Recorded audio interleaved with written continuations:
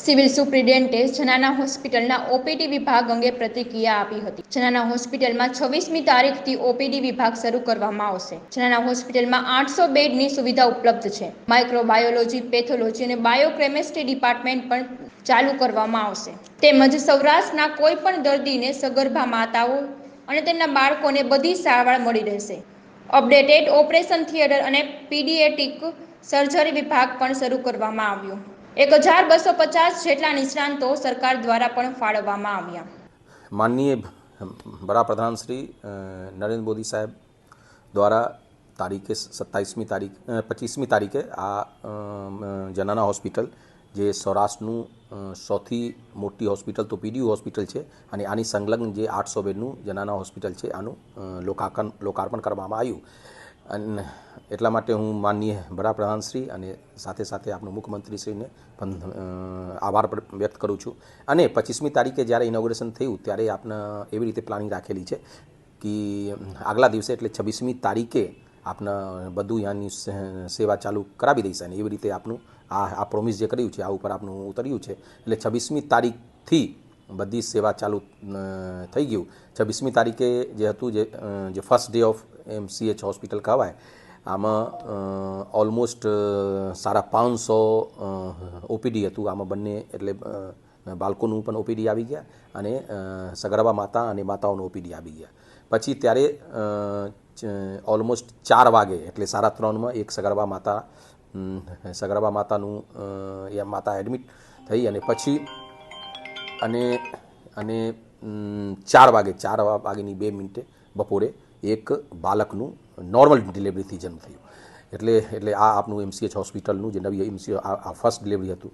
પછી ગઈકાલે એટલે જે ગઈકાલે હતું આ ઓબ્સ્ટેટ્રિક જે કહેવાય જે સગર્ભા માતાઓનું જે ઓટી હોય આમાં પણ કામગીરી ચાલુ થઈ ગયું અને ત્યાં પણ એક બાળકનું જન્મ થયું.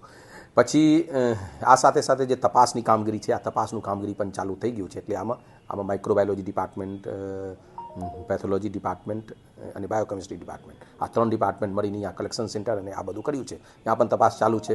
પછી અહીંયા અલ્ટ્રાસોનોગ્રાફી પણ ચાલુ છે અને એટલે આપણું કહી શકીએ કે સંપૂર્ણ રીતે ત્યાં જે બાળકોનું વિભાગ છે અને માતાઓનો વિભાગ છે, સગર્ભા માતાઓનો વિભાગ છે આ બધું ચાલુ થઈ ગયું છે.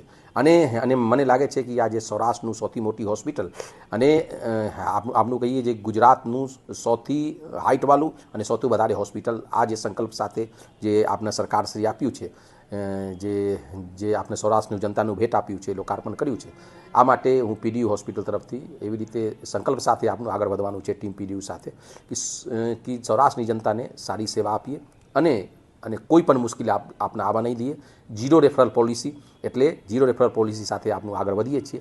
આનું મતલબ એવું છે કે કોઈ પણ સૌરાષ્ટ્રનું દર્દી હોય, 11 જિલ્લાનું કોઈ પણ સૌરાષ્ટ્રનું દર્દી હોય તો કોઈ પણ કારણથી સગર્ભા માતાઓ અને બાળકોનું ત્યાંથી અમદાવાદ અથવા આઉટ ઓફ ગુજરાત જવા નહીં દઈએ. બધી સારવાર ત્યાં કરીએ. આ માટે ટોટલ અપડેટેડ ઓપરેશન થિયેટર પણ છે અને પેડિયાટ્રિક સર્જરી ખાસ કરીને જે બાળકોમાં જે કોઈ સર્જરીની જરૂરિયાત હોય, નવજાત બાળક હોય અથવા 5 વર્ષ 6 વર્ષનું બાળક હોય, આમાં કોઈ પણ સર્જરીની જરૂરિયાત હોય આ માટે એક અલગથી પેડિયાટ્રિક સર્જરી ડિપાર્ટમેન્ટ પણ ઊભો કરવામાં આવ્યું છે અને પેડિયાટ્રિક સર્જન પણ આપણા પાસે છે, આનું ટીમ પણ આપણા પાસે છે. એટલે સંપૂર્ણ સારવાર આ એક મેડિકલનું સારવાર હોય અથવા સર્જિકલ સારવાર હોય, આ સંપૂર્ણ સારવાર આપણા અહીંયા આ MCH હોસ્પિટલમાં કરવાનું આપણું પ્રયાસ છે.